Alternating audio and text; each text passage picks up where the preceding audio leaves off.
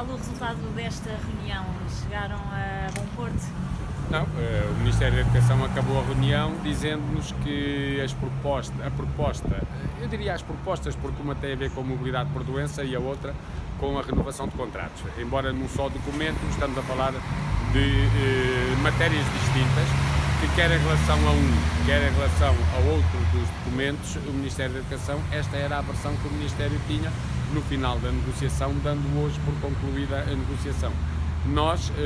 da nossa parte, como gostamos de esgotar todas as possibilidades de chegar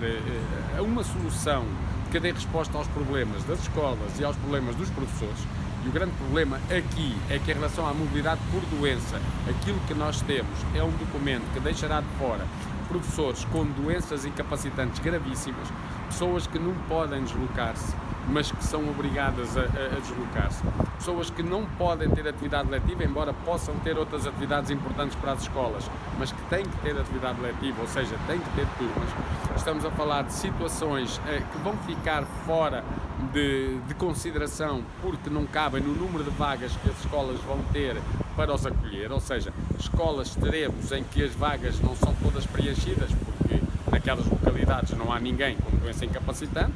porque isto não se distribui uniformemente pelo país todo, não é? E outras onde, com certeza, que serão em número superior àquela que são as vagas que as escolas têm. Portanto, nesse aspecto da mobilidade por doença, dizer que estamos a falar de um documento que vai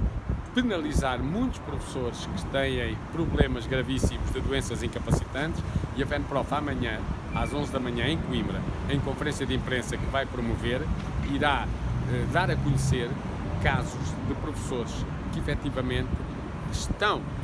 a usufruir hoje desta possibilidade de se aproximarem da residência ou do local onde têm assistência médica e que correm sério risco de não poderem ficar no próximo ano. Portanto, eu diria que, sendo a proteção da saúde e, portanto, o apoio à doença um direito humano e um direito fundamental que no nosso país até tem consagração constitucional,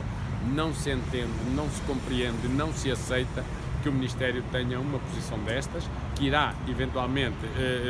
dar resposta a alguns casos, deixando muitos outros de fora. O Ministério da Educação dá exemplos de 5 concelhos, de 5 escolas, aliás, e agrupamentos do país, situados em 3 concelhos,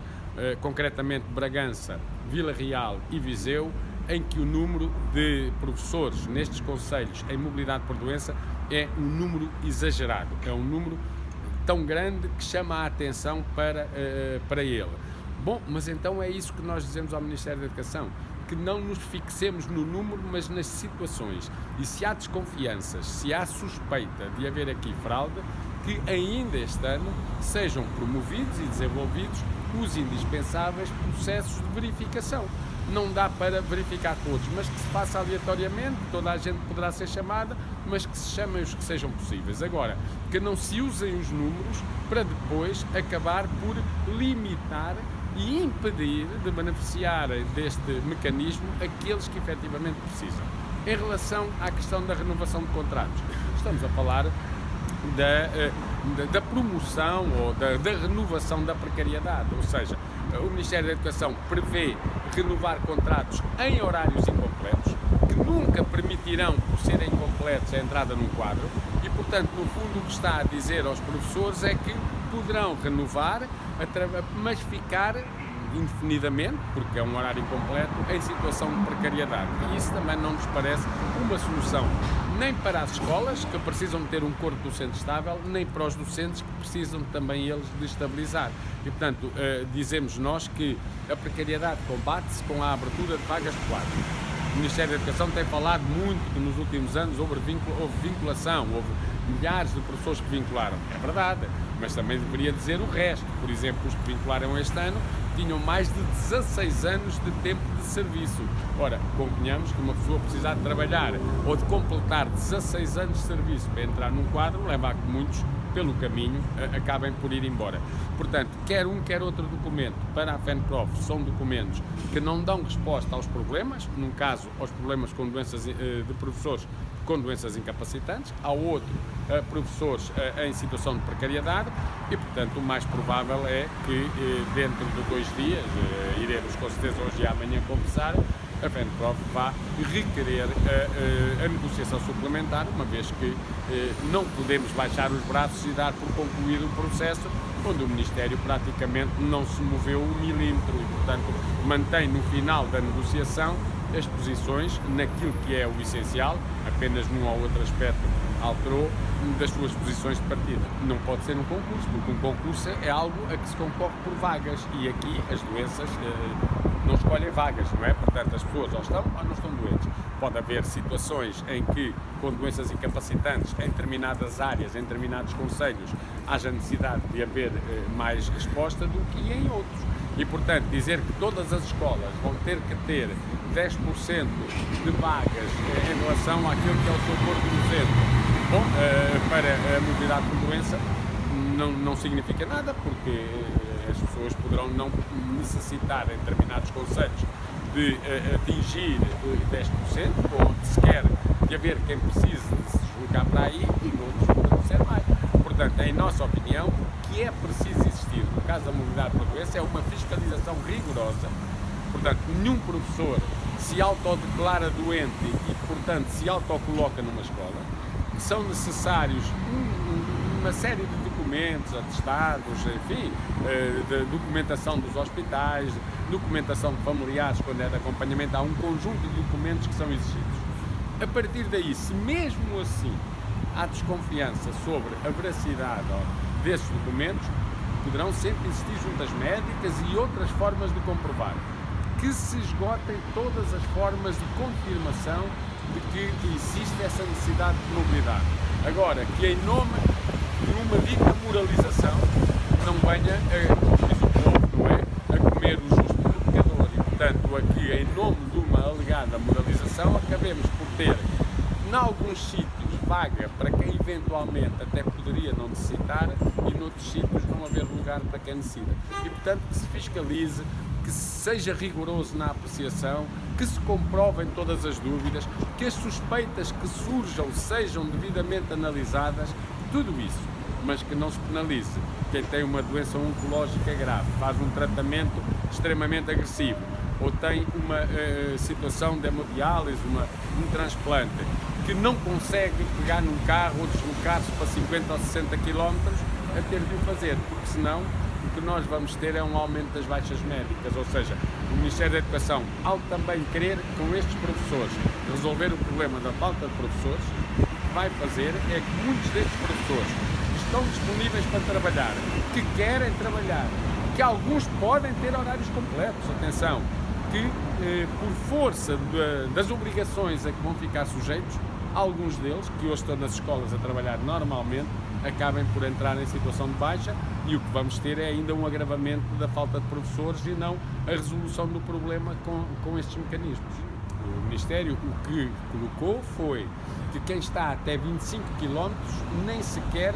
em linha reta, que poderão ser 35 ou 40, nem sequer pode requerer, mas manteve os 50 km em linha reta para a colocação, daí não mexeu, os 50 km. Em relação à graduação, como se costuma dizer, as doenças não escolhem graduações e, portanto, não é por um professor ter uma graduação profissional superior que ele está menos ou mais doente, não é? Há pessoas, infelizmente, mais jovens, muito mais doentes do que pessoas mais antigas, com maior graduação. Isso era até, eu diria, um bocado absurdo usar um critério desses. Agora, o problema aqui é que, embora isso tivesse caído, o modelo que se está aqui a apontar não deixa de ser, com outros critérios, um modelo de concurso. Portanto, a questão aqui, repetimos, quando se fala da doença, é o verificar a doença. São doenças incapacitantes. E aquilo que temos hoje em cima da mesa ainda é que pessoas com doenças incapacitantes vão ficar excluídas de poderem aproximar-se da sua residência e do local onde são acompanhadas clinicamente. Esperamos que, pedindo a negociação suplementar, e é isso que com certeza iremos fazer, que o Ministério ainda haja aqui esta oportunidade de repensar alguns dos aspectos que estão aqui em cima da mesa e de aplicar. Aliás, já agora dizer que Nós estamos tão próximos do final do ano e tão próximos do início do próximo ano que outra das propostas que fizemos, que o Ministério não aceitou, foi que quaisquer medidas, estas ou outras, que venham a ser aprovadas, entrem em vigor não já agora em setembro, mas no ano seguinte. E, por exemplo, em relação à mobilidade por doença, que no próximo ano haja esse tal rigor na verificação das situações, mas não se altere profundamente o regime, que vai deixar muita gente numa situação desesperada. E em relação à questão dos concursos, da contratação, que os professores, qualquer alteração ao regime de contratação, seja feita no âmbito de uma revisão geral dos concursos e no quadro daquilo que é a perspectiva geral do regime de concursos, porque se isto é feito de uma forma avulsa, isto depois pode não bater certo com o resto do regime de concursos. Mas também nisso o Ministério nos pareceu insensível à situação. Mas qual foi a justificação que deu o Ministério para não ceder nesta proposta dos professores doentes? Não deu nenhuma. A única coisa que diz é, portanto, agarram-se bastante aos números, como se os números, cá está, pudessem por si só provar que há ali situações que não deveriam ser consideradas, para dizer, e assim não pode ser, porque depois vai buscar um bocado às zonas do país onde afinal não há ninguém doente, há outras onde há muitos doentes, há uma de onde saem muitos, há outras onde chegam muitos, e os números não dizem nada. O que diz são as situações concretas e, portanto, aquilo que nós lhes dissemos foi essa, quer dizer, que se agarrem menos aos números, se os números lançam suspeita, que se vá lá verificar, e nós insistimos muito na fiscalização, que se vá lá fiscalizar, mas que, com base nos números vistos no abstrato, não se venham a tomar medidas que depois, afinal, vão impedir pessoas de estarem a trabalhar, que querem trabalhar. Atenção, porque às vezes pode haver esta ideia. Os professores aqui não estão a pedir tirem-nos as aulas, tirem-nos o serviço nas escolas, nós queremos ficar em casa. Isso podiam fazer, metiam baixa, ficavam em casa 18 meses, depois poderiam ficar mais 18 meses em baixa, doenças incapacitantes, eventualmente até chegar a uma aposentação por doença. Portanto, esses mecanismos existem. Nós estamos a falar de pessoas que querem estar nas escolas, algumas podendo ter horários completos, outras não podendo ter turmas atribuídas, mas podendo desenvolver outra atividade. E nós queremos é que se criem condições para que aqueles que podem estar nas escolas, ainda por cima, no momento em que são precisos professores nas escolas, possam estar nas escolas. As propostas do Ministério da Educação levarão a que muitos destes professores, inevitavelmente, entrem em baixa e que para o ano ainda haja mais gente a